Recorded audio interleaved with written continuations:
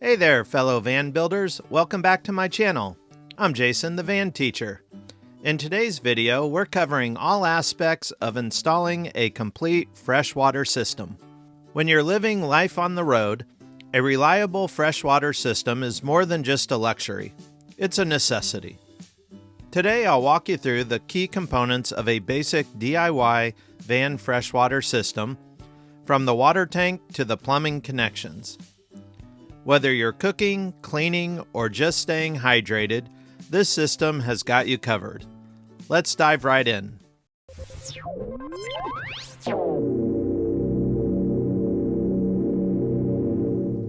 A van freshwater system might seem complicated, but when you break it down into its components, it's surprisingly straightforward. Here are the main parts we'll cover: the water tank, pump, plumbing, sink and faucet, and spray ports. Each part has a specific role in ensuring your system runs smoothly. We'll start with the water tank first, the heart of the system, and work our way through each component. Later in the video, I'll show you some detailed footage of using PEX tubing to make solid, easy, leak-free connections.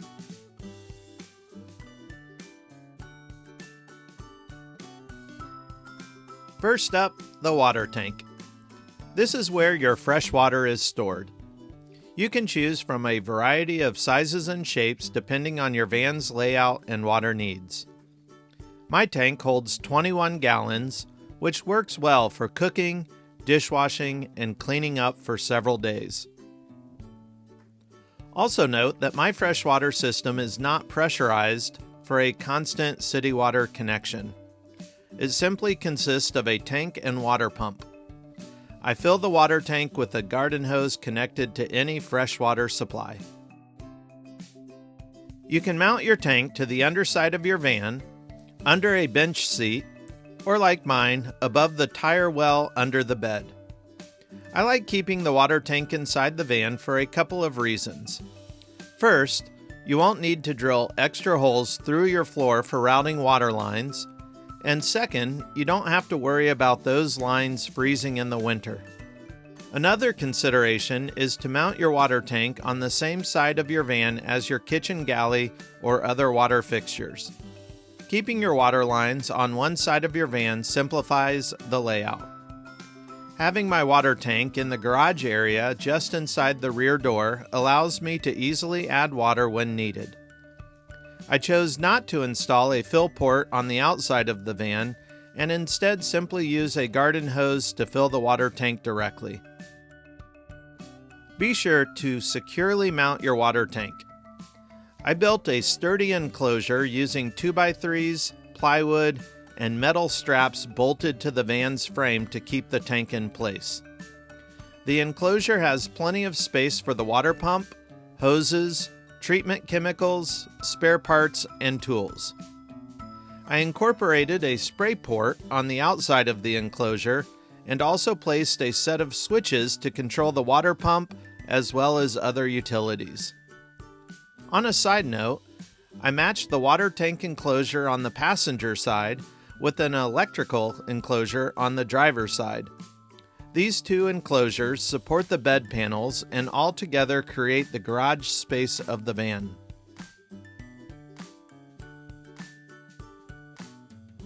Before we move on to the water pump, let's take a closer look at the water tank fittings. This water tank has 4 fittings. The top left is for attaching a vent line. The vent is necessary because when you draw water from the tank, air must be able to enter the tank to occupy the space to prevent creating a vacuum. And when you fill the tank, air must be given a way to escape. I like to run my vent line up into the rear pillar as high as possible before running it back down and out the underside of the van. That way, water doesn't spill out of the tank when it gets sloshed around. The top right opening is the fill inlet. I have attached a garden hose fitting to this opening and use a 25-foot foldable garden hose to fill the tank. When filling the tank, I first add a capful of freshwater sanitizer to prevent algae in the tank and to disinfect the water. I fill the tank slowly and make sure air is venting out the vent line. The bottom left opening is the drain. You can attach a garden hose fitting to this opening and connect a hose when you need to drain your tank. The bottom right opening connects to your pump. Be sure to use a flexible hose when connecting your pump to this opening. The pump vibrates quite a bit when running, and a flexible hose will help reduce transmitting the vibrations to your tank and throughout your van. Next, let's talk about the water pump. This device pressurizes the water in your system so you get a steady flow at your sink or spray ports. I'm using a 12-volt pump, which is perfect for van builds. When installing the pump, it is important to use flexible hose for the intake and output connections to reduce noise and vibration. You can also include a filter on the intake side to keep debris out of your pump.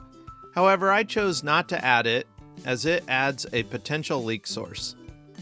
If you have room near your water pump, you may want to consider installing a pressure tank to smooth out the water flow and reduce pump cycling when using small amounts of water. I find it very useful to install a switch for the water pump. My switch is located on the water tank enclosure, although an alternative location would be near the sink. I like to shut off power to the pump when I am not in the van. If a leak were to develop, the pump would keep the system pressurized and water flowing until the tank empties. You will also need to shut off your pump when your tank is empty, otherwise it will run continuously and eventually burn out. Alternatively, you can pull the fuse on the pump. Next, let's tackle the plumbing. I am using PEX tubing because it is durable, easy to work with, and handles vibrations well. Here's how to make a basic PEX connection. First, measure and cut your PEX tubing to the right length. Use a PEX cutter for a clean, straight edge. Then slide on a crimp ring, insert the fitting, and use a crimping tool to secure the connection. Finally, check your work with a go, no-go gauge to ensure it's sealed properly.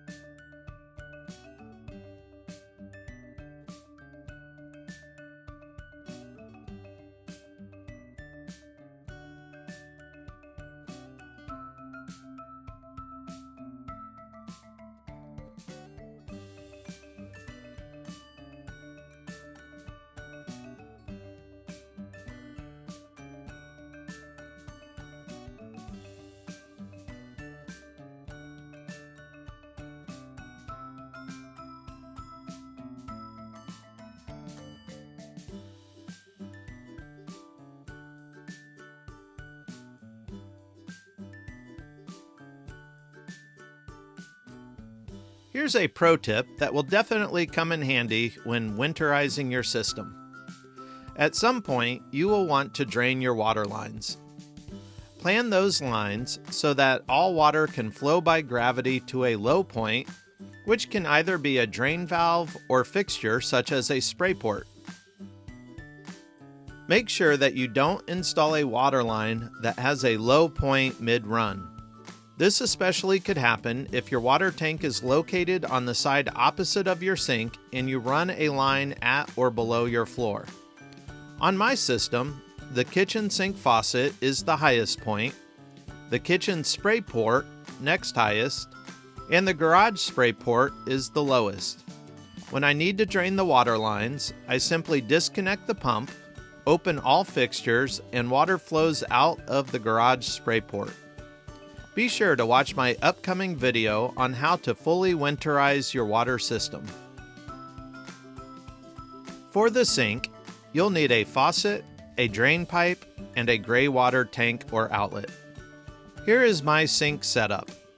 It is a large, deep sink with enough room for washing dishes and filling water bottles.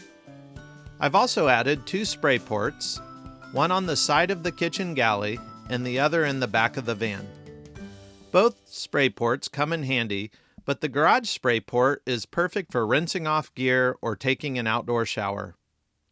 The kitchen galley spray port connects to a portable camp water heater for indoor hot showers. You may want to install shutoff valves to isolate individual fixtures to make system maintenance and repair easier. If you are only running cold water lines, be sure to connect both the hot and cold lines attached to your sink faucet to a T-fitting.